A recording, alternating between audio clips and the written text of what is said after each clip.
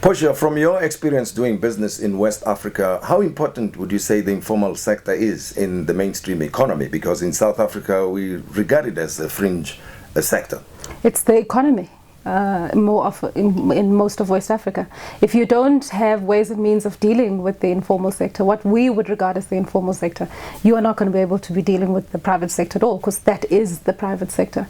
More often than not, the challenge that West Africa has is to formalize that, is slowly formalize that, and not overly taxing it, but getting to a point where you start getting proper data. But that is the economy.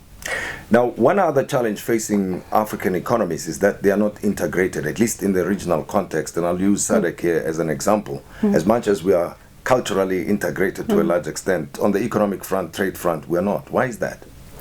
Well, I mean, for me, this issue really of figuring out how do you, ensure that you share the production. I mean, for me, one of the things which is the craziest is on the power project. Why would we not buy every single inch of power that comes out of Botswana and not treat it as part of South Africa? That beats me, because logically, the logic is it makes sense that you do that.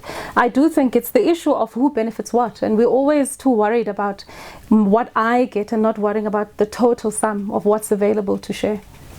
We talk about China as one of the biggest markets and a rising economy now, and we more or less have got an idea of how to deal with China as separate individual African countries, but we don't have the same attitude when it comes to dealing with one another. Well, I mean, I do, because I think historically and because of colonialism, the idea is that it's the other who's always the supportive. And we're slowly starting to work on getting people to understand that actually there is capability located on the continent. I never cease to be amazed when you have people from West Africa who come to South Africa for the first time. They'll ask us, we want to meet an energy company or want to see a manufacturing company. We take them around. They say, geez, we didn't know this was in South Africa. So it's just that exposure as well of what's available on the continent, I think, that's missing. Portia Molefe, thank you very much for talking to us. Thank you very much. Thank you.